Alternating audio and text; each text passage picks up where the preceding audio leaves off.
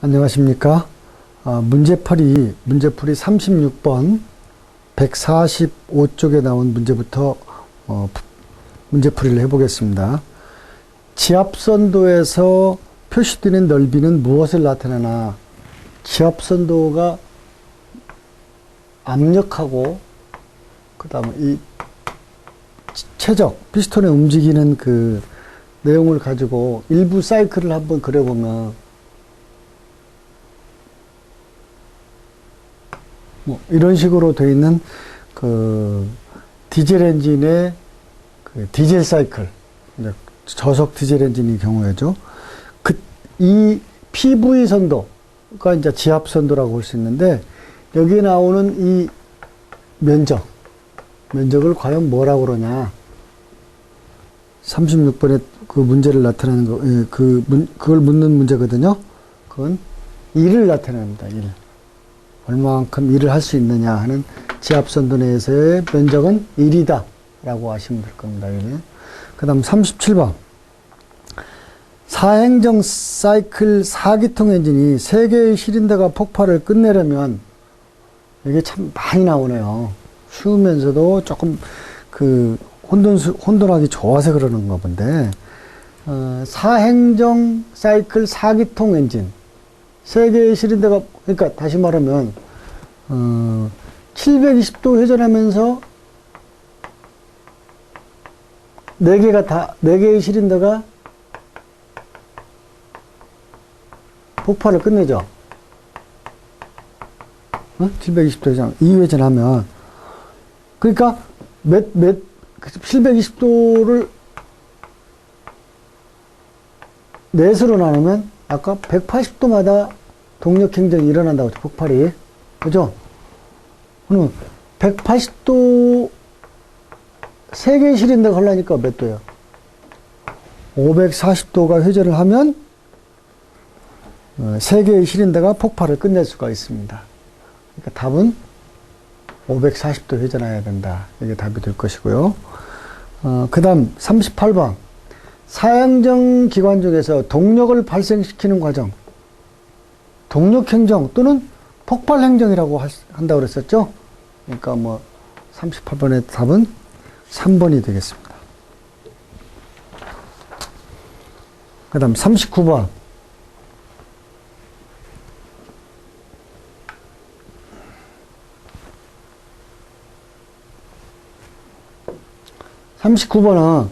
가솔린 기관에서 노크 이상연소죠. 시린더 내에서 그 금속성 소음이 나는 그 땅땅땅땅 소리가 나는 것이 노크라고 볼 수가 있겠는데, 노크가 일어나는 원인에 해당되지 않는 것, 연료의 발열량, 기관의 운전 상태, 연소실의 구조, 연료의 성질. 여기서 1번은 연료의 발열량은 출력하고 관계가 되어 있는 겁니다. 출력. 나머지는 기관의 운전 상태에 따라서 노크가 일어날 수도 있고, 연소실의 구조에 따라서 노크가 발생할 수가 있고, 연료의 옥탄가나 가솔린 기관이니까 옥탄가에 따라서 노크가 일어날 수 있으니까 답은 39번에는 1번. 연료의 발열량은 출력하고 관련이 있다라고 하시면 되겠고, 40번은 다음 중 사행정 엔진에 있어서 피스톤의 왕복 운동의 순서가 바르게 된 것은? 피스톤의 왕복 운동의 순서가 흡입, 압축, 폭발, 배기가 되겠죠? 아주 기초적인 문제가 또 다뤄졌습니다. 40번 문제는 3번. 사행정 기관에 있는 점화 코일은 몇 개인가? 이거 문제는요, 조금 문제 자체가 이해가 좀 어려운 게 뭐냐면, 제가 볼 때는 이런 문제가 돼야 되지 않나 싶어요. 42번. 사행정 기관에 있는 이그니션 코일, 점화 코일 내부에는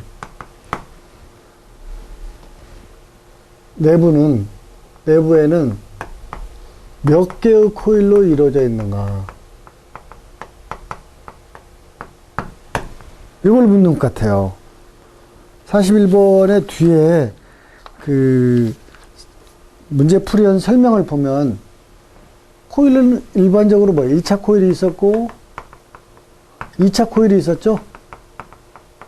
그래서 1차 코일에 전류를 흐르던 걸 차단을 시키면 상호 유도작용에 의해서 2차 코일에 고전압이 발생을 하고, 또 1차 코일을 차단하는 순간 1차 코일 자체에도 자기 유도작용이 있었고, 자기 유도작용, 그 다음 상호 유도작용해서 고전압이 발생을 하는 그런 것이 이그니션 코일, 점막 코일의 기본 구조인데, 점막 코일은 몇 개인가?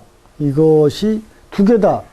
이것은 좀 문제로서 좀 이상하고요. 제가 볼 때는 41문제는 사행정기관에 있는 점막 코일 내부에는 몇 개의 코일로 구성되어 있는가? 1차 코일과 2차 코일 2개로 되어 있다. 그래서 답은 2번. 이렇게 해야 맞지 않나 싶어요. 42번. 기관이 과열, 오버히트라고 그러죠? 과열되는 원인으로 틀리는 거. 오버히트 원인이 뭐 있을까요? 냉각장치가 문제가 되면 오버히트가 되겠죠. 오버히트가. 그죠? 팬벨트 장력이 느슨하다. V벨트로 이렇게 동력을 전달하는데 뭘 동력을 전달하나요? 물펌프를 동작시켜주는, 또는 그 냉각 팬을 구동시켜주는 벨트가 느슨하다. 당연히 과열의 원인이 되겠죠. 42번. 방열기, 라디에이터 코어가 막혔다.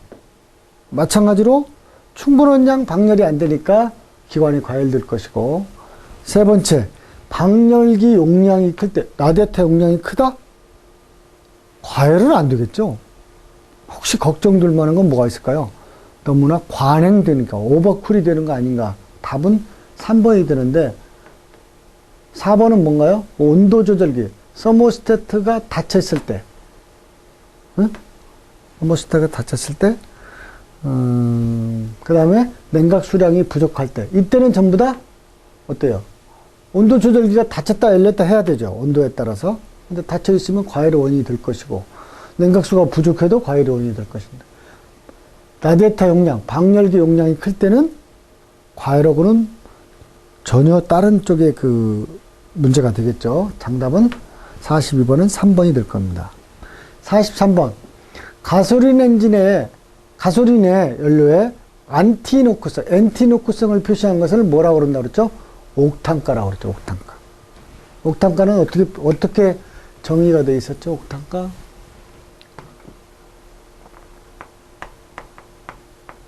옥탄가 하면 가솔린입니다. 옥탄가는 이소옥탄이라고는 안티녹성이 큰 그런 뭔가 노르말 헵탄 분의 이소옥탄 곱하기 100 이렇게 해서 노크를 얼마만큼 방지할 수 있는가. 노크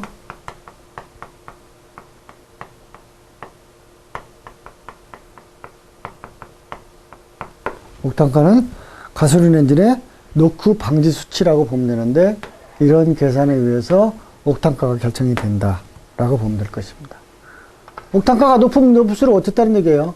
이상연소가 일어나지 않는 노크가 발생하는 것을 억제하는 그런 수치다라고 보면 되니까 답은 43번은 3번이 될 겁니다. 4기통 기관에서 실린더 수는 몇 개인가? 와, 이건 그냥 하나 보너스 문제 같습니다. 4기통 기관은 실린더가 4개가 되겠죠. 44번에는 4번이 정답이 될 것이고요. 그럼 45번. 실린더를 물로 냉각시켜주는 기관. 실린더를 물로 냉각시켜준다? 당연히 무슨 순행식 기관이 되겠죠. 3번.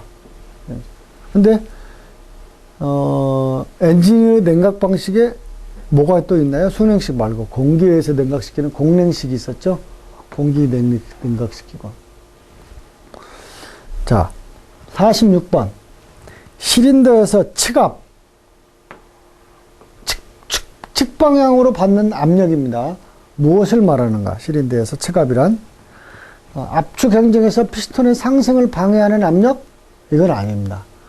피스톤이 실린더 벽을 그 위아래로 움직일 때 실린더 벽에 가해지는 압력, 이게 치갑입니다. 치갑을 줄이기 위해서 아까 뭐 한다고 그랬어요, 이걸 줄이기 위해서? 줄인 목적이 피스톤을 옵셋을 시킨다고 그랬죠.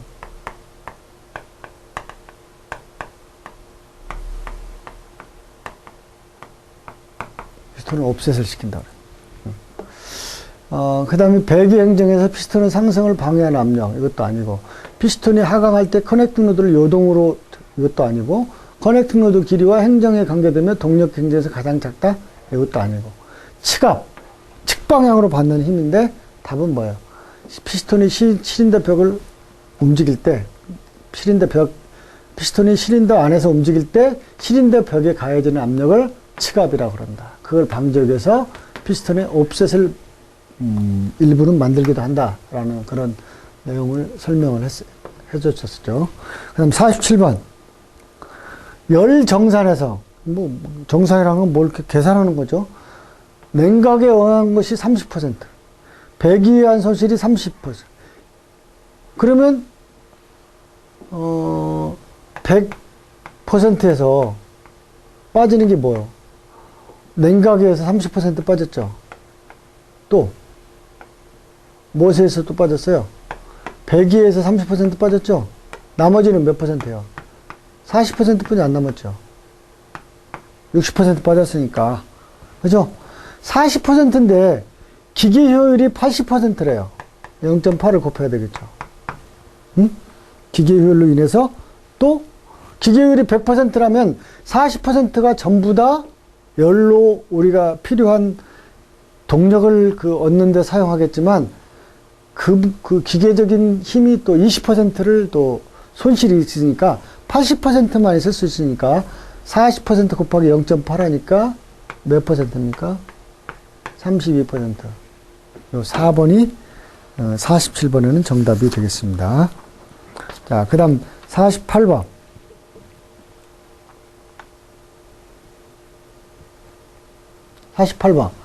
스퀘어 기관. 스퀘어는 SQUAR. 이게 사전에 찾아보면 정방형, 정사각형 뭐 이런 식으로 될 겁니다. 스퀘어 기관이라는 뭐냐? 여기서 무엇과 무엇을 지금 구분을 하냐면은 실린더 지름하고 그 다음에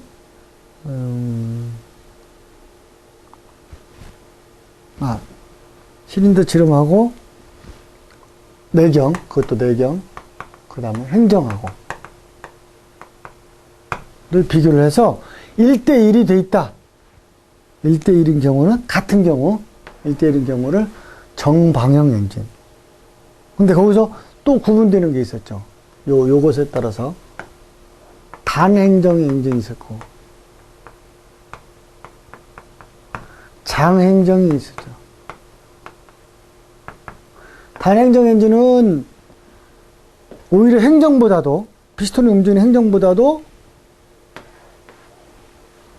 실린더 직경이 내경이 더 큰 것이고, 장행정 엔진은 내경은 작고, 내경에 비해서 행정이 길었던 것이 장행정 엔진이었을 겁니다. 그걸 묻는 문제인데, 48번의 정답은 행정과 실린더 내경이 같은 기관을 스퀘어 엔진, 정방형 엔진이라고 한다 하는 거 하나 알아뒀으면 고맙겠습니다. 그 다음 49번. 피스톤의 상사점에 대해서, 상사점을 뭐라 그래요? 영어로 TDC라고 써갔었죠. 탑 데드 센터. 더 이상 올라가지 못하는데, 피스톤은 상하 운동 중 최상 위치. 답이 이게 되겠네요. 피스톤은 상하 운동 중 최하 위치. 이건 뭘까요? 2번은 상사점이 아니고 이건 하사점이 됩니다. 영어로 BDC. 하사점이요. 그 다음에 뭐가 있어요? 피스톤의 상하 운동 중 중간 위치. 이런 건 없고요. 피스톤의 최상 위치. 이것도 아니고, 실린더와 피스톤의 피스톤의 상하 운동 중 가장 높은 위치에 있는 것을 상사점이라고 한다. 그래서 상사점. 그 옆에 있는 것은 하사점을 설명한 내용이다. 이거 알고 있으면 되겠고요. 그 다음 50번 문제. 과급기, 터보차저 얘기하는 거죠. 과급기 케이스 내부에 설치되어 공기의 속도 에너지를 압력 에너지로 바꿔지게 하는 것을 디퓨저라고 한다. 디퓨저. 그냥 하나 알아두세요. 터보차저에서 과급기에서 공기의 속도 에너지를 압력 에너지로 바꿔주는 것을 디퓨저라고 한다. 2번. 그 다음 51번. 사행정 6실린더의 우수식 점화 순서로 옳은 것은 좌수식, 우수식이 있거든요. 여기서 점화 순서에 좌수식, 우수식 이 두 가지가 있는데 1번하고 6번 피스톤을 압축 상사점으로 했을 때 3번, 4번 피스톤이 우측에 있으면 우수식. 그래서 우수식의 점화 순서는 1, 5, 3, 6, 2, 4. 1번이 폭발하고 나면 120도 간격으로 5번. 그 다음에 3번, 6번, 2번, 4번이 되고, 그 다음에 좌수식은 1, 4, 2, 6, 3, 5. 이런 식으로 되어 있어요. 그 기준이 뭐다? 1번과 6번 피스톤을 압축 상사점으로 있을 때 3, 4번이 우측에 있으면 우수식, 3, 4번의 크랭크핀이 좌측에 있으면 좌수식. 이걸 점화 순서의 좌수식, 우수식이라고 한다. 라고 아시면 될 겁니다.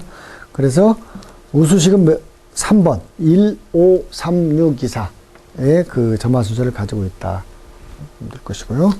그 다음에 150쪽에 52번 문제.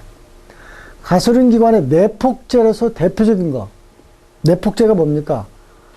옥탄가를 높이기 위해서 전에는 427납이라는 걸 썼어요. 납. 연료 중에 427납이 포함되어 있는 거죠. 그러니까 연소가 되면 납 성분이 대기 중으로 발출을 하는. 이걸 뭐라 그랬냐면요. 이 427납을 유연 휘발유라는 말을 썼어요. 유연 휘발유. 427납을. 근데 이게 대기 오염에 엄청나게 문제가 되니까 427납을 써가지고 내폭제, 그 폭발을 억제하는 것을 내폭제라고 합니다. 그런 유연 휘발유에 대해서는 지금 규제가 강화돼서 현재 자동차용 연료로는 사용을 못 합니다. 사용을 못 하도록 있는데, 내폭제로 대폭적인 건 뭐야? 427납이었었어요. 무연 휘발유, 그 다음에 요즘은 이제 전부 다 납이 없는 무연 휘발유를 사용하고 있는 거죠. 무연 휘발유. 자, 53번. 연료 공급 계통의 순서이다. 올바른 것은 연료 탱크에서 연료 필터로 가고 연료 펌프가 되고 기화기로 가는 것. 지금 연료 공급 계통의 순서 중에 어떤 걸까요? 기화기식 엔진을 설명하는 겁니다. 세 번째, 연료 탱크에서 연료 필터를 거쳐서 연료 펌프에 의해서 기화기로 들어가는 것이 그 기화기의 올바른 그 순서가 되겠습니다. 연료의 그 공급 순서. 그거 위에 이제 공기가 그 기화기 순서로 전달되고 그 밖에 공기청정기, 흡기 매니폴드 등으로 구성되어 있다라고 되어 있는데, 그 얘기는 뭐냐면 기화기 다음 과정을 설명한 겁니다. 공기청정기가 있고 흡기 매니폴드가 있고 또는 서지 탱크가 있고 흡기 밸브를 통해서 시린더 안으로 들어가게 되는 거죠, 연료가. 그 다음 54번. 시린더에서 장행정 기관, 조금 전에 설명드렸었죠. 정방향 스퀘어 엔진 설명하면서. 그건 뭡니까? 행정과 안찌름의 비 값이 1보다 큰 기관을 장행정 엔진이라고 한다. 어떻게 해요? 행정이 지름보다, 실린더 내부 지름보다 큰 것을 장행정. 행정보다 큰 것을 단행정 엔진. 이렇게 한다고 그랬죠. 1대1인 경우를 정방향 엔진, 스퀘어 엔진이라고 해서, 54번의 정답은 장행정, 롱 스트로크 엔진은 행정과 안찌름의 비값이 1보다 큰 기관을 장행정 기관이라고 한다. 그 다음 55번. 시린더 행정 4개의 내경의 값이 1.0 이하의 엔진을 단행정 엔진이라고 한다. 단행진. 근데 최근에 이것을 쓰는 경향이 두드러지고 있는데 이 경우의 장점이 아닌 것은 엔진의 길이를 짧게 할 수 있다. 이건 아닙니다. 직경이 커지면서 엔진의 길이는 길어지겠죠. 그만큼 길어지고 흡기 밸브의 지름을 크게 할 수 있다. 왜? 직경이 커지니까 그만큼 흡기 및 배기 밸브를 설치할 수 있는 공간이 커졌다는 얘기입니다. 그 다음 피스톤의 평균 속도를 올리지 않고 회전수를 높일 수가 있다. 이런 것이 이제 단행정 엔진의 그 장점인데, 직렬형의 경우 당연하죠. 넓이가 커지고 높이는 낮아졌으니까 엔진의 전체 높이를 낮출 수가 있다. 근데 엔진의 길이를 짧게 할 수 있다? 이게 장점에 해당되는 게 뭘까요? 길이를 장행정 엔진이 되겠죠. 그래서 답은 몇 번이에요? 55번 답은 1번이 되겠습니다. 자, 56번. 노크 발생의 원인으로 틀린 것은 연료의 성질, 기관의 운전 상태, 연소실의 구조, 흡기 온도의 불균형, 연료 이물질이 섞여 있을 때. 56번은, 56번 답은 뭘까요? 자, 노크의 발생 원인. 1, 2, 3, 5 경우인데, 1, 2, 3, 5인데, 흡기 온도의 불균형하고 노크 발생 원인하고는, 근본적인 원인은 아닙니다. 자, 57번. 가솔린 엔진에서 노킹의 원인으로 볼 수 없는 거. 여기 발생 원인, 그 다음 볼 수 없는 거. 좀 틀린 저기네요. 1번. 압축비가 과다하다. 그럼 어떻게 돼요? 쉽게 자기 착화를 해서 노킹이 발생할 수가 있습니다. 2번. 화염 전파거리가 짧다. 화염 전파거리가 짧다. 이건 그만큼 노킹이 잘 안 일어납니다. 빨리 화염이 전파가 되니까. 흡기 온도가 높다. 이것도 노킹이 잘 일어나고, 연료가 질이 안 좋다. 마찬가지로 노킹이 잘 일어나는데, 여기서 노킹이 잘 일어나는 원인이 원인으로 볼 수 없는 것은 화염 전파거리가 짧다. 이건 더 노킹이 안 일어납니다. 그래서 정답은 57번의 2번이 되겠습니다. 그러니까 거꾸로 화염 전파거리가 길어질 때 노킹이 발생이 쉽습니다. 노크. 그 다음 58번. 기관을 정상 가동 중 가장 적당한 냉각수 온도. 한 80에서 90도씨가 되어 있는 엔진도 있는데, 여기서 보면 그래도 가장 근접한 것이 3번. 냉각수 온도로 70에서 80도 정도가 가장 좋다. 3번이 되겠네요. 3번. 실린더 벽의 온도는 한 130 정도 된다고 그랬죠? 실린더 벽의 온도는. 그 다음 59번. 다음은 실린더의 라이너의 장점이다. 실린더 라이너의 장점. 건식 라이너의 장점. 실린더에 보면 건식이 있고 습식이 있다고 그랬죠? 건식이 있고 습식이 있는데, 장점은 뭐냐? 냉각수가 실린더 내로 들어올 염려가 없다. 왜? 건식은 라이너의 바깥에 또 하나의 실린더 블록의 라이너가 형성이 되어 있어서, 그래서 건식이거든요. 그러니까 냉각수가 실린더 내로 들어오기가 굉장히 힘들겠죠. 59번의 정답은 3번이 되겠습니다. 직접 접촉을 안 씁니다. 들어올 염려가 없다. 근데 단 실린더 헤드 가스켓이 잘못되면 들어갈 수는 있습니다. 근데 라이너에 관한 문제니까 그거하고는 좀 별개가 되겠죠. 그 다음 60번.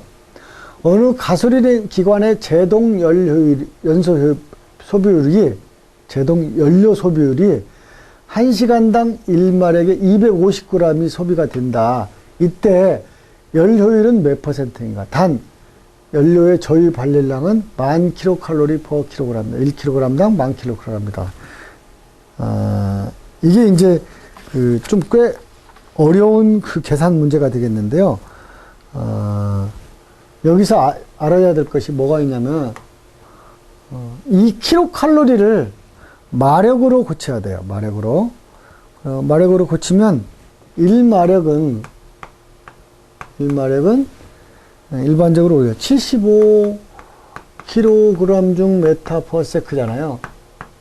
1초 동안 75kg의 물건을 1m 움직이는 그 힘을 1마력이라고 1PS라고 표현하는데 이걸 열로 계산하면 630.3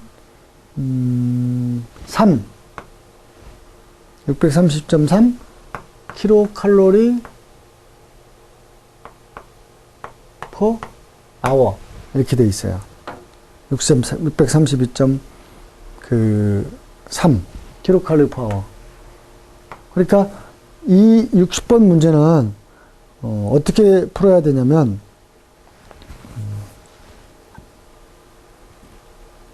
우선 제동열 효율은 이런 공식이 있어요. F의 HU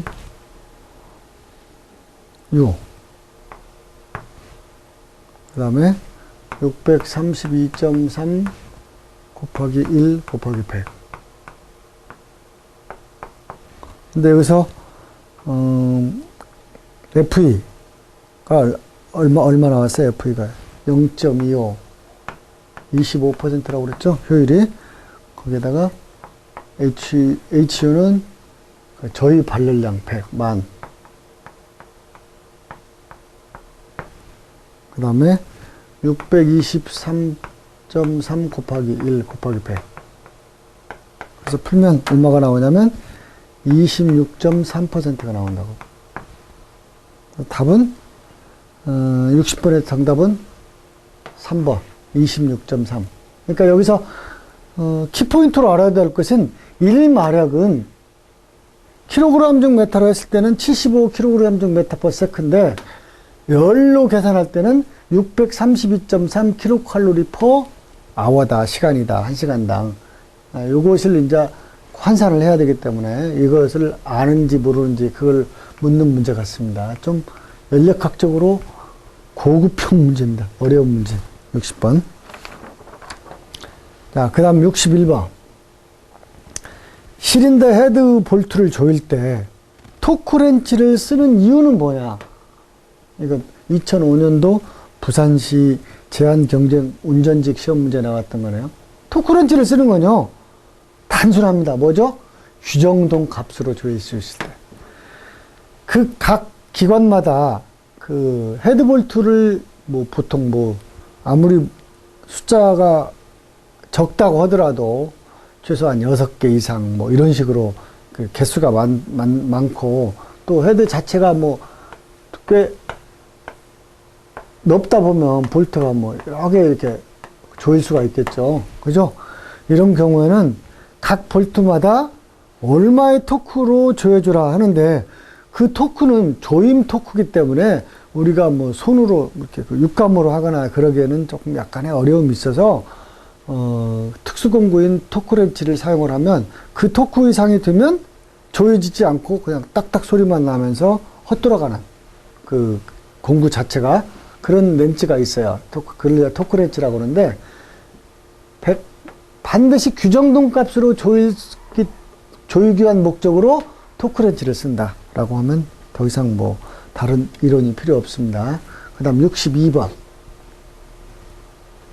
62번은 연료탱크에서 증발되는 증발가스를 제어하는 캐니스터, 퍼지 솔레노이드 밸브는 어느 때 가장 많이 작동되는가? 증발가스를 제어하는 것을 일반적으로 캐니스터라는 말을 씁니다. 캐니스터 나왔죠? 그 다음에 퍼지 솔레노이드 밸브는 어느 때? 그러니까, 연료 그 회로 내에 그 휘발유 같은 경우는 어때요? 증발이 일어날 수밖에 없습니다. 그 대기, 그 온도나 이런 것 때문에. 그럼 그 증발되는 가스를 외부로 배출을 하면은 전부 다 유해 배출가스가 됩니다. HC가. 그래서 어느 때 그 연료, 시린더 안으로 흡입을 해서 연소를 시켜주냐. 이제 그걸 묻는 문제가 62번 문제인데, 엔진을 가속하고자 할 때 순간 밸브를 열어서 그 증발가스를 저장하고 있다가 그 저장한 증발가스 일부를 흡입을 해가지고 증발가스를 외부로 배출하지 않고 연소실 내에서 연소해가지고 그 바깥으로 내보내니까 아주 증발가스 제어 장치라고 보겠죠. 그걸 하는 것 중에 하나가 캐니스터고 거기에 관련돼서 퍼지 솔레노이드 밸브도 있는데 어느 때 가장 많이 작동하냐? 가속 시에 많이 작동을 한다. 그래야 엔진에 크게 어떤 부조가 없습니다. 그냥 원활하게 잘 회전이 될 수가 있다는 얘기죠. 자, 63번. 사행정 4기통은 밸브가 몇 개인가? 이건 좀 그러네요. 이건 제가 볼 때는 사행정 4기통 SOHC인 경우에는 밸브가 몇 개인가 이렇게 나와야 되겠죠. SOHC인 경우는 실린더 한 개당 흡기 밸브 하나, 배기 밸브 하나씩 있는 것이 싱글 오버헤드 캡션. SOHC.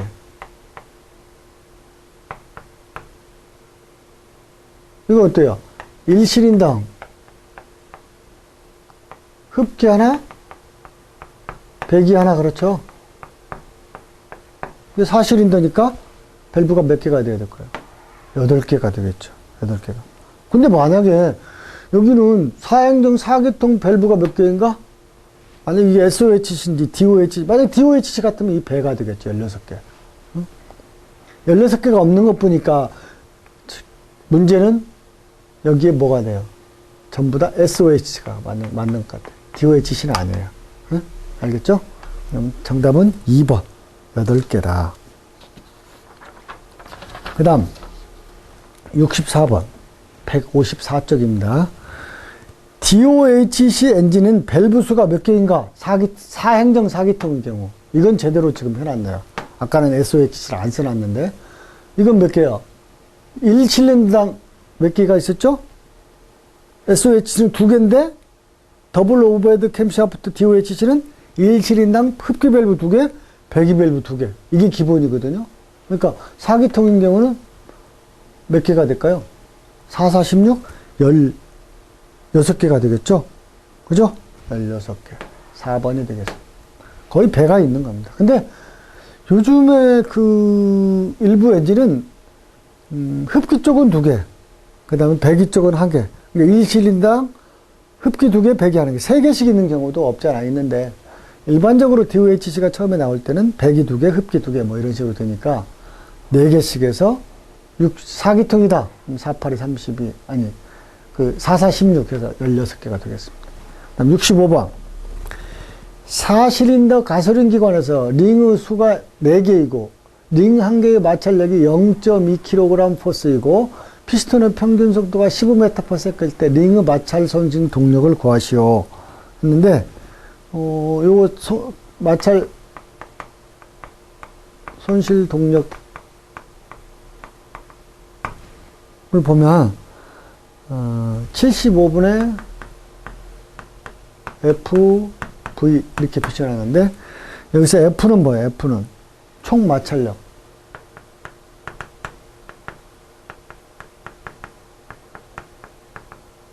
V는 피스톤 속도.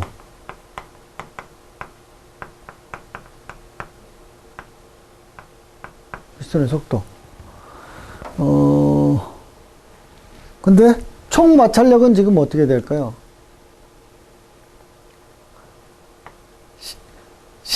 가솔린기관 링의 수가 4개이고, 링의 수가 4개, 한 실린당 링의 수가 4개야. 이런 경우는 대부분 압축링 3개, 오일링 하나에서.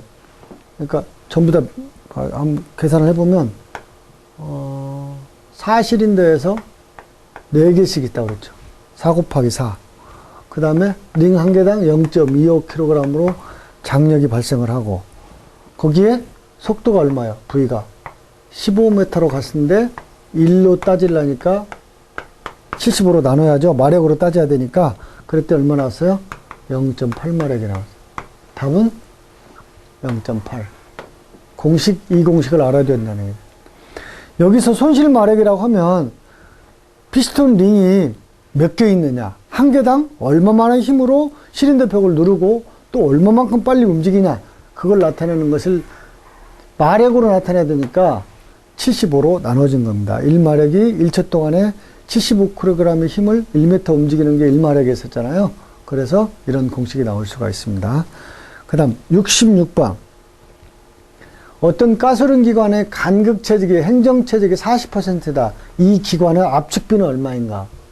자, 압축비.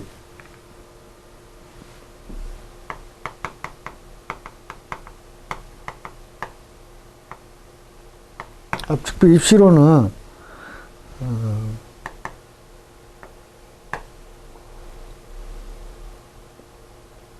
압축비 일부는 연소실체적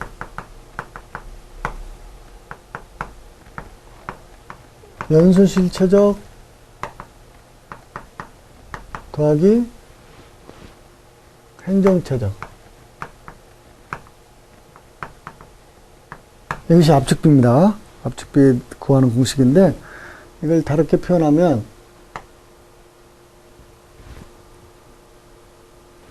압축비를 입실로는 VC분의 VC 플러스 VS 또는 1 플러스 VC분의 VS. 여기서 VC는 연소실체적, VS는 행정체적이 되는데 이 기관의 압축비는 얼마가 되느냐? 행정체적의 40%래. 행정체적의 40%. 그러니까 행정체적이 40 플러스 100이 되겠죠? 행정체적의 40%가 행정체적은 100으로 봐야 되겠죠? 그러면 3.5 대 1이 됩니다. 그래서 압축비 구하는, 이 입시로는 구하는 공식을 알아둬요. 연소실체적분의 연소실체적 더하기 행정체적. 이 내용이 이것도 중요해서 시험 문제에 잘 나옵니다. 자, 66번까지 했고요. 그 다음 67번, 154쪽이네요.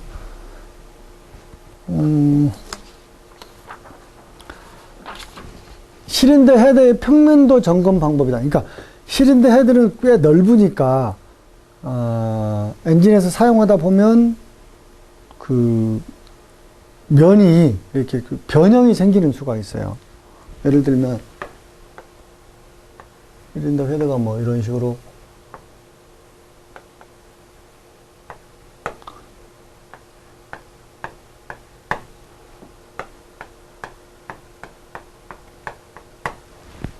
그러면 이 면이 넓고 길다 보니까 변형이 생길 수가 있어요. 한쪽은 뭐 올라가고 내려가고. 그걸 평면도를 점검하는 방법은 어떻게 하냐? 이 부분에다가 여러 군데 직각자를 놓고 그 사이에다가 얼마만큼 틈새 게이지가 들어가나, 간극 게이지가 들어가는 걸 보고 얼마만큼 변형이 됐다. 이것을 측정하는 것인데 67번에 그 옳은 것은 뭘로 해야 되겠어요? 고든 자와 틈새 게이지로 측정 점검한다. 뭘? 실인대 그 헤드의 평면도 점검이 고든 자하고 틈새 게이지로 측정 점검한다. 정답은 2번이 되고요. 68번. 실인대 헤드 볼트를 규정대로 일정하게 조이지 않았을 때 생기는 현상과 가장 관계가 적은 것은 아까 이것도 어디서 한번 나온 것 같은데 중복된 것 같은데요. 자원 볼트를 제대로 조이지 않았을 때 문제가 되는 경우는 냉각수가 노출될 수도 있고 압축 압력이 떨어질 수도 있고 가스 또는 압축이 셀 수도 있고 그런데 피스톤의 균열 이런 경우는 좀 드물겠죠. 거의 없다고 봐야 되겠어요. 자, 그 다음에 69번. 실린더에서 각 실린더의 지름의 차가 몇 미리 이상으로 타원으로 마면되면 보링해야 하는가? 이건 70mm 이상인 경우에는 보니까 0.2mm. 그 다음 70mm 이하의 실린더 내경일 때는 0.15 이렇게 되어 있네요. 근데 69번의 정답은 0.2mm로 나와요. 0.2mm. 실린더 내경이 70mm 이상일 때는 0.2mm까지. 타원으로 되면 보링을 해야 된다. 보링이라는 게 뭐예요? 그 실린더 내부를 가공을 하는 겁니다. 더 크게. 자, 69번까지 했고요. 그 다음에 70번 한번 보겠습니다. 피스톤과 실린더의 틈새가 클 경우에 일어나는 현상으로 볼 수 없는 경우. 피스톤과 실린더 마모를 촉전시킨다. 배기가스가 휘어진다. 열 효율이 높아진다? 아니죠. 틈새가 크면 열 효율이 낮아지겠죠. 피스톤과 시린더의 마매를 촉진한다. 치갑이 많이 생기면서 그 마매를 촉진되고요. 배기가스가 휘어진다. 이건 뭐 흰색 배기 연기가 나온다는 얘기인데, 이건 어느 경우냐면, 피스톤하고 시린더 간격이 커지게 되면 오일이 연소실 안으로 올라와서 혼합기만 거기서 그 연소를 해야 되는데, 엔진 오일까지 연소를 하게 되면 배기가스 색이 약간 그 흰색 비슷한 그 수증기하고 틀린 그런 색이 나올 수가 있습니다. 그래서 볼 수 없는 건 연료율이 높아질 수는 없죠. 시린더하고 피스톤하고 사이가 그 간격이 넓어지는데. 그 다음 71번. 피스톤의 기능을 원활하게 하기 위한 설명으로 틀린 거. 피스톤의 기능. 열 전도율이 작고 열평체, 이건 안 되겠죠. 피스톤이 열도 잘 전도를 해야 되고, 그 다음에 열에 의한 팽창이 커지면은 시린더 내부에서 제대로 그 섭동 운동을 못 하고, 심한 경우에는 그 소착이 되어버리는 수가 있겠죠. 그래서 1번은 그 원활하기 위한 설명으로 틀린 것 1번이 되겠습니다. 가벼우며 관성력이 저하야 된다. 이것도 아주 좋습니다. 그 기능을 원활하게 하는 것 중에 하나고요. 고온 고압에 견뎌야 되고, 열 부하가 적고 방열이 잘 돼야 된다. 내 마멜성이 좋아야 된다. 마멜이 잘 안 일어나야 된다는 얘기죠. 그래서 답은 1번이 되겠습니다. 71번의 답은 72번. 전자연료장치 구성 요소가 아닌 거. 그러니까 ECU 제어가 아닌 것이라고 봐야 되겠네요. 산소 센서 있었죠. 흡기 온도 센서 있었죠. 배기 밸브 온도 센서, 이런 온도 센서는 엔진에 없습니다. 대기압 센서 있습니다. 그래서 전자제어 연료장치 구성 요소가 이외에 많이 있습니다. 산소 센서, 흡기 온도 센서, 대기압 센서, 이외에 무슨 뭐 냉각 수온 센서라든가 트로틀 포지션 센서라고 TPS 뭐 등등 많이 있는데, 배기 밸브 온도 센서라는 건 없어서 72번의 정답은 3번이 되겠습니다. 다음 73번. 피스톤 링의 두께와 폭에 관한 설명이다. 두께와 폭이 일정한 링을 동시명이라고 그런다. 동시명. 이건 뭐 특별히 설명할 게 없고요. 73번. 74번. 기관의 무부하 최고 회전 속도가 2600 회전수이고 전부하 최고 회전 속도가 2080이다. 속도 변동률. 이 속도 변동률 내는 거 공식 있었죠?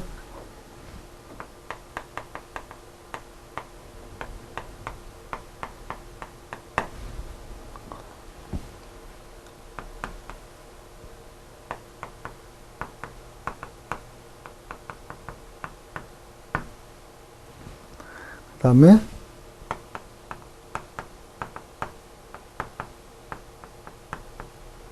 최고 속도에서 전부하 속도를 뺐죠.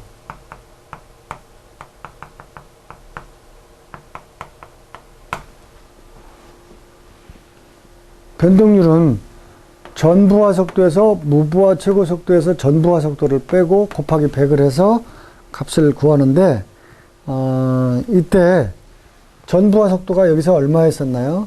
지금 문제에서 2080rpm 했죠? 2080. 그 다음 무부하 최고 속도가 2600. 마이너스 2080 곱하기 100. 그러니까 얼마 나왔어요?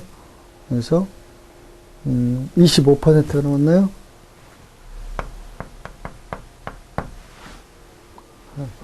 답은 2번이 되겠습니다. 자, 75번. 이것도 계산 문제인데요. 15번. 평균 유효 압력이 4kg/제곱센치. 행정 최적이 200cc인 이행정 사이클 단기통 기관에서 1회의 폭발로 몇 킬로그램 메타의 일을 하는가. 굉장히 좀 쉬운 문제는 아니네요. 여기서 75번 문제는 1은 공식이 뭐가 있냐면 100분의 평균 유효 압력, 유효자 빼겠습니다. 유압력 곱하기 행정체적.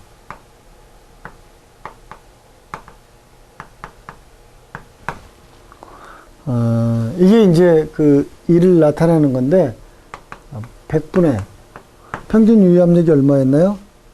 4kg per 제곱센티였죠. 행정체적이 얼마예요? 200cc죠. 이거 계산하면 얼마 나오냐? 8kg 됩니다.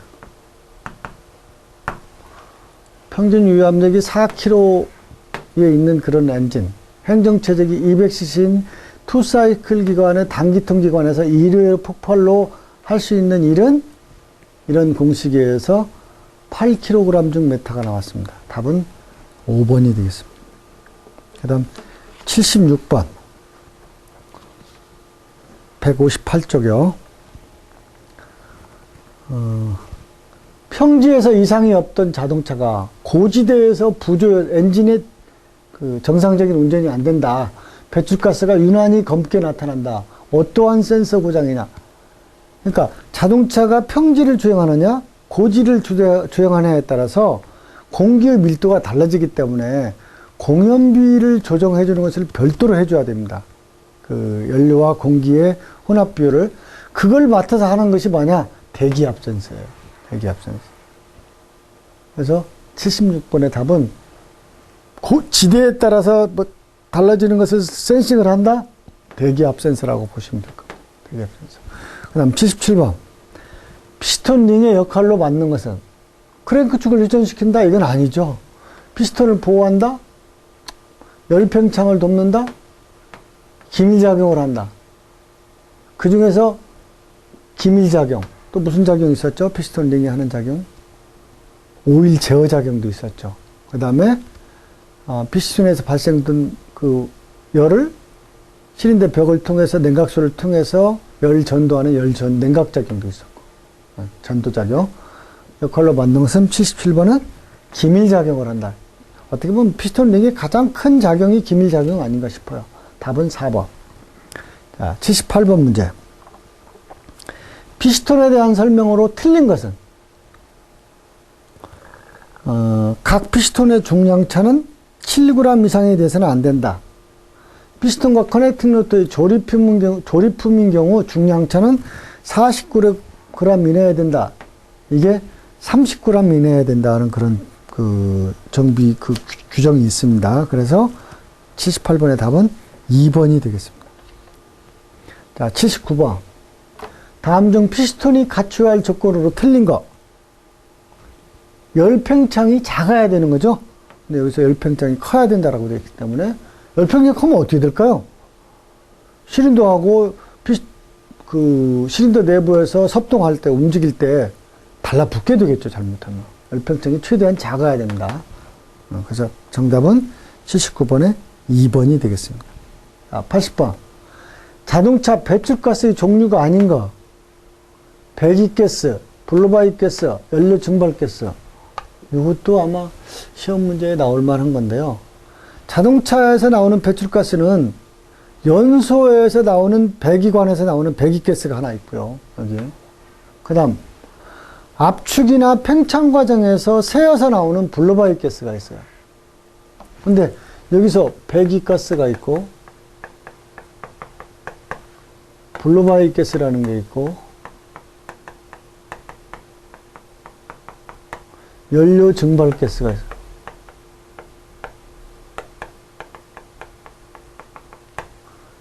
배기가스는 어떤 가스가 나오나요? 일산화탄소 CO라는 것도 나오고, 그 다음에 하이드로카본이라는 것도 나오고, 질소산화물이라는 것도 나오고, 이게 이제 우리가 유해 배출가스라고 보는 것이 되겠죠. 배기관에서 나오는. 블루바이가스는 뭐예요? 말 그대로 HC, 그대로 그 연료의 분자 그대로 나오는 거고, 연료 증발가스도 HC가 나오는 겁니다. 그래서 자동차 배출가스 종류가 아닌 것은 블로다운 가스. 이건 뭐 헷갈리게 좀 좋게 만들어 놓은 복이네요. 블로다운 가스가 아닙니다. 자동차에서 나오는 건 배기가스, 블루바이가스, 연료 증발가스. 이거 반드시 알아두시면 아마 시험 문제에 도움이 될 것 같습니다. 그 다음 81번. 시린더의 호닝 작업이라, 아까 보링 작업이라는 말이 나오는데, 일반적으로 보링하면 그 시린더 직경을 조금 더 크게 가공을 해서 정비를 하는 것이 보링인데, 최종적으로 시린더 내부 면을 링하고 닿는 부분을 매끈매끈하게 가공해야 되는 게 있거든요. 그걸 뭐라 그러냐?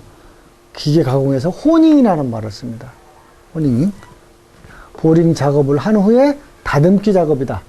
3번이 81번의 정답이 되겠습니다. 그 다음 82번 160조. 다음 중 밸브가 갖춰야 할 조건이다. 틀린 것은 열 전도율이 양호해야 된다. 열을 가지고 있으면 안 되니까요. 그것도 좋은 내용이죠. 연소가스에 부식되지 않아야 된다. 그렇죠? 부식되면 안 되겠죠? 고온에서도 물리적인 변화가 없어야 된다. 예. 높은 압축비에도 견딜 수 있어야 된다. 신축성이 높아야 된다? 5번. 이건 좀 전혀 틀린 얘기네요. 신축성이 있어서는 안 되겠죠? 그 다음, 발전기는 어떤 축에 의해서 구동되는가? 대부분 어떤 축이에요? 크랭크 축에 의해서 벨트, V벨트에 의해서 구동되는 경우가 많이 있죠? 답은 83번에 1번 V벨트가 되겠습니다. 자, 84번. 넓은 의미, 광의의 윤활유 작용의 설명으로 옳지 않은 것은 윤활유, 엔진에서 윤활유가 방청작용하죠. 그 다음에 밀봉작용하죠. 감마작용하죠. 냉각작용하죠. 근데 응고작용이라는 게 있네요. 이건 응고작용은 어디에 쓰일까요? 윤활유하고는 전혀 관계없는 작용입니다. 응고작용. 그 다음 85번. 밸브 헤드의 구조에 관한 설명으로 틀린 것은 내구성이 있어야 된다. 당연하죠. 열의 전도가 좋아야 한다. 그것도 좋은 전도가 좋아야 됩니다. 내마멀성이 커야 된다. 그것도 좋아야 되고요. 가벼워야 한다. 근데 내열성이 작아야 된다. 열에 약하면 안 되겠죠. 정답은 85번에 4번이 되겠습니다. 그 다음 86번. 밸브 개폐 시기에서 흡입 밸브를 TDC, 이 TDC 뭐라고 그랬죠? 상사점이라고 그랬죠? 상사점 전에 열어주는 목조봉. 큰 동력을 얻기 위해서, 혼합가스를 충분히 흡입하기 위해서, 고속으로 행하기 위해서, 밸브의 수명을 연장시키기 위해서, 밸브의 탄력을 줄이기 위해서. 뭘까요? 피스톤이 위로 올라가서 내려오면서 흡입을 하잖아요. 근데 어때요? 미리 열어줬잖아요. 밸브 개폐시기 선두에서 TDC 전에 열어줬었어요. 그 얘기는 뭐 때문에 그러느냐? 어떻게 하면 많은 혼합기를 흡입을 해서 출력을 높일 수가 있을까? 정답은 86번에 2번이 되겠습니다. 87번. 기관에서 밸브 간격이 너무 클 때는 어떻게 되는가? 밸브 간격이 크면. 만약에 밸브, 이게 지금 스템 부분, 끝부분이라고 그래요? 밸브 간격이 크면 캠이 눌러도 조금뿐이 안 내려가겠죠? 안 눌러지겠죠? 그렇게 되니까 어떻게 돼요? 밸브가 클 때는 푸시로드가 휘어진다?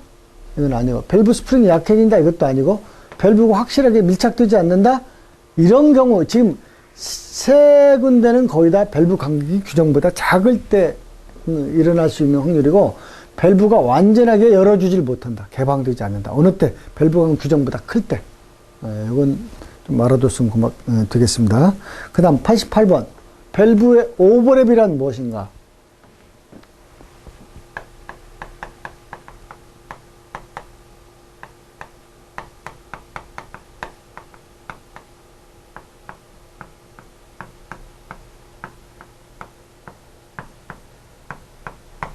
밸브 오버랩. 밸브 오버랩은 언제 나타나나요? 이 시기가. 밸브 오버랩이 되는 시기. 배기행정 말. 그 다음에 흡기행정 초. 배기라고 하면 피스톤이 하사점에서 상사점으로 올라가면서 배기를 하죠. 그러면 배기 밸브가 상사점에 딱 올라가면 닫아줘야 되겠죠. 근데 어때요? 어떻게 하면 배기를 조금 더 이미 타버린 가스를 바깥으로 내보낼까 해서 상사점에서 조금 지난 상태까지도 배기밸브를 열고 있어요. 근데 배기행정 끝난 다음에 흡입하잖아요. 근데 흡입 공기를 최대한 어떻게 하면 많이 흡입을 할 수 있을까 해서 상사점에서 하사점으로 피스톤이 내려오는 순간 열어야 되는데 미리 열고 있어요. 그러니까 이게 TDC라고, 이게 TDC 선이라고 하면 여기 센터고요. 이때 흡기 밸브를 열어요.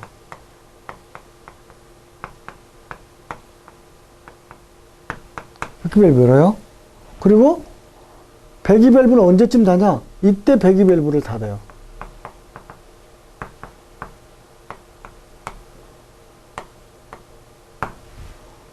배기 밸브가 언제부터 열렸어요? 아마 이쪽에서 열렸다면 이만큼의 배기 행정이 되겠죠. 흡기 행정은 또 언제 어디까지 될까요? 만약에 그 하사점에서 정확히 닫는다 하면 이만큼 될 거예요. 이게 이제 흡기 행정이 될 거예요. 그러면 이때 어때요? 배기 밸브도 열려 있고 흡기 밸브도 열려 있죠. 두 밸브가 동시에 열려 있는 시기를 밸브 오버랩이라고 합니다. 밸브 오버랩. 어떻게 하면 많은 혼합기를 많이 들어오느냐, 최적효율을 좋게 하느냐. 그 다음, 배기 밸브는 어떻게 하면 최대한 이미 사용된, 연소돼 버린 그 가스를 바깥으로 많이 배출시키냐에 따라서 출력을 좋게 해서 그런 거죠. 효율을 좋게. 밸브 오버랩이란 뭘까요? 흡입 밸브와 배기 밸브가 동시에 열린 상태를 그 밸브 오버랩이라고 한다. 시기는 배기 행정 말, 흡기 행정 초에 두 밸브가 동시에 열려 있는 것을 뭐라고 그런다? 밸브 오버랩이라고 한다. 답은 1번이 되겠습니다. 그 다음에 89번. 밸브 작동 중 회전시키는요. 밸브가 눌리는데 눌리면서 약간의 편심을 둬가지고 회전을 하도록 되어 있어요. 그 이유는 뭐냐? 밸브 면에, 밸브 베이스에 카본이 쌓여 밸브 밀착이 불안전하게 되는 것을 방지한다. 이걸 목적으로 해서 밸브 작동 중 회전시키는 겁니다. 1번. 그 다음 90번. 기관의 밸브 스템의 마멸 원인이 아닌 것, 스템, 기둥이 되는 거죠. 기둥의 마멸 원인이 아닌 것은 태핏 틈새의 불량시, 마찬가지로 이것도 마멸의 원인이 되고, 밸브 개폐시가 불량할 때도 마모가 될 것이고요. 그 다음, 밸브 스프링이 장력이 부족할 때도 밸브 스템 마멸의 원인이 되고, 엔진이 노후할 때도 그런데, 밸브 스프링 직각도가 불량하다고 해서 스템 마멸의 원인이 되느냐? 가장 마멸의 원인이 되는 것은 밸브 스프링의 직각도, 반듯이 있어야 되는데, 뭐, 앞쪽으로 삐뚤어져 있다. 이런 경우는 스템 마멸의 원인이 가장 큽니다. 답은 3번. 기관의 밸브 스템 마멸의 원인이 되는 것은 밸브 스프링 각도가, 직각도가 삐뚤어져 있을 때. 그 다음 91번. 밸브 오버랩을 하는 이유, 조금 전에 설명했죠? 노킹 방지? 이건 아니죠. 연료 전략? 이것도 아니고. 마모 방지 아닌데 무슨 효율 증대? 연료효율 증대야. 이것이 밸브 오버랩을 두는 가장 큰 이유가 되겠습니다. 자, 지금까지 문제풀이 형이라고 수고하셨습니다.